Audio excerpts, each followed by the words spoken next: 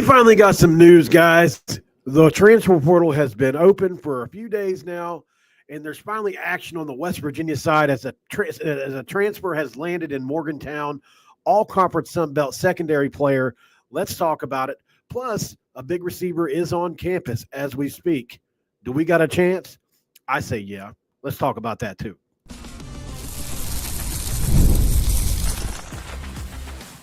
You are Locked On West Virginia, your daily podcast on the West Virginia Mountaineers, part of the Locked On Podcast Network, your team every day. What is up? Welcome back in, guys. My name is Mountaineer Paul. This is another episode of Locked On West Virginia. It's going to be brought to you by FanDuel, guys. Right now, there's a big return on FanDuel, and here's how it works. Pay $5, and you can get $150 in bonus bets. That's if you win. But you can only do it at FanDuel.com. Make sure you go there to get started, guys. Well, it didn't take long for it to somebody to finally land in Morgantown, and we got him. Jordy Scruggs, all Sun Belt player out of the state of Alabama. Excited about this pick, guys. He is really good player. Like I said, all Sun Belt honorable mention. Something I'm interested in about him, guys, he had a really, really good PFF grade. In the run, in the pass, he really had both, but he only missed 92% of his tackles, guys, is what he was able to make. I mean, just really, really good. It doesn't get much better than that. So he didn't miss, he only missed 8% of his tackles, guys. Like I said, to beat that. And this is a kid that's going to come in and play slot corner right away. He's going to play it at a higher level. And look, this kid is going to be a starter probably next year. I have no idea what they're going to pay him. That's to be determined, I'm sure. But speaking with him earlier, he seems like a nice enough kid and is going to have a bright future in Morgantown. This is a big pickup. He's moved around a lot. I think if you're going to talk about one concern, he has moved around quite a bit. He went the JUCO route, then he went to South Alabama. And another thing we have to obviously monitor with the JUCO thing is, are they going to start to count that as an extra year on the back end for players? Because that could possibly happen here. And then you get him for 2 years instead of one. So that's also pretty cool. I'll be looking for that. Let's see if he gets that. If he doesn't, then we got him for 1 year, and that's okay. But, yeah, this guy is he's almost 6 feet tall, 192 pounds.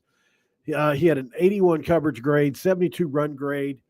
Let me see if I can find my page here that I had. I had a page. I don't think I added it in. Oh, well. I had a page here. I've got it right here on my phone. I can just look at it really quick.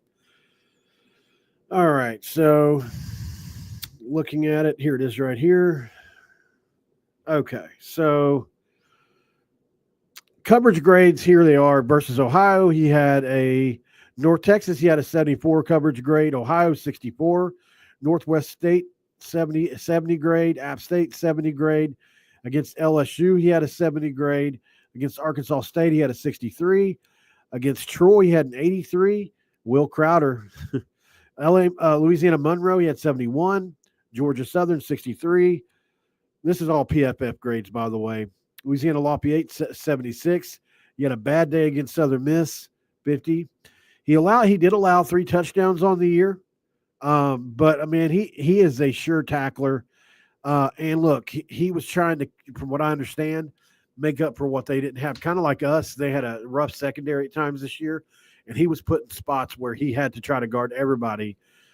He was trying to guard the best player pretty much every night, right? So this is one of those situations where you kind of just throw your hands up and say, he's a good player. He's going to have good players around him here at West Virginia.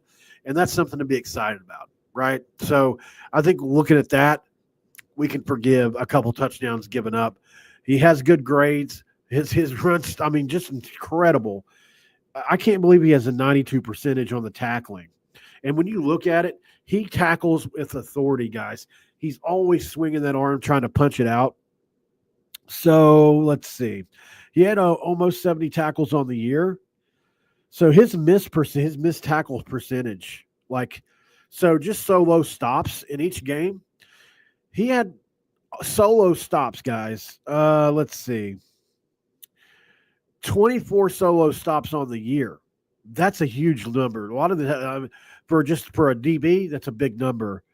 We're talking about solo stops. We're not talking about when you start adding how many half tackles did you get when you're all in there with everybody. These are solo stops, and on those solo stops, he tackles at a 92% rate. So that's really good. That's really, really good. You're not gonna do much better than that, and I think he's going to be big in Morgantown for that. Excited to see how he's going to do for us, guys. Like I said, he'll fit in right at that slot corner spot. And don't be surprised if we don't hear this guy's name maybe on some all Big 12 ballots next year. I like this tape. He's very physical. He can run. He returned almost 100 yards one game. So he does a lot when it comes to that. So very, very interesting player for us guys, and it's only going to get better. I think we're going to add pieces around him. He's going to be great for this aggressive scheme that Rich Rod wants to run. Whoever comes in and does it, they're going to run an aggressive scheme, and this is a guy that can come in and be aggressive, just like Rich Rod wants. Also, guys, obviously, we wouldn't be here today if I wasn't talking about – this isn't going to be one of my normal 30-minute videos, by the way, because the basketball game is on. Big receiver is visiting campus right now. Cam Vaughn from Jackson State is on campus. It was reported yesterday early that he was on campus, and it turns out that he was just on his way, apparently. I mean, you're splitting hairs. Who really cares? But if you want to get the news right, I guess you got to get it right. This is a freshman, guys. Jacksonville State last year. He's 6'2", so he's got good size. By far, the fastest guy on the team this year, they say. So, looking at the stats, guys, I mean, he really put up big numbers for a freshman, right? You're talking about 50 catches, 800 yards, and 5 touchdowns. So this is elite, 16 yards per catch.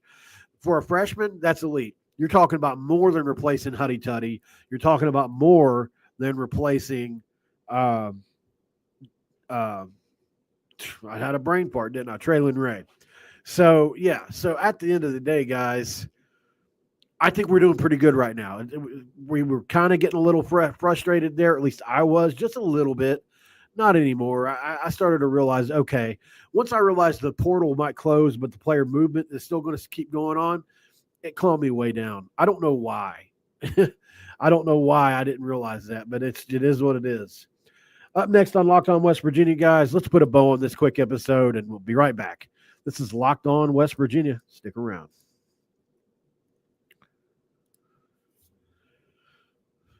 And this episode of Locked On West Virginia is going to be brought to you by none other than Rocket Money, guys.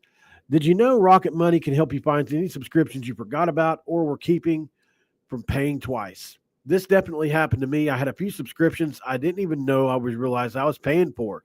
Rocket Money made it easy to track them down. It's like having a personal assistant for your financials. Rocket Money is a personal finance app that helps you find and cancel your unwanted subscriptions, monitors your spending, and helps lower your bills so you can grow your savings. It brings together everything in one place, whether it's subscriptions or spending habits. For me, one of the best features is the subscription tracker. I've used to cancel services I wasn't even using anymore, and I already saved a ton. Plus their goals feature, I've been able to automatically set aside money for my future and no more stressing about budgeting every month. Cancel your unwanted subscriptions and reach your financial goals faster than Rocket Money with Rocket Money. Go to rocketmoney.com/lockedon today. That's rocketmoney.com/lockedon West Virginia.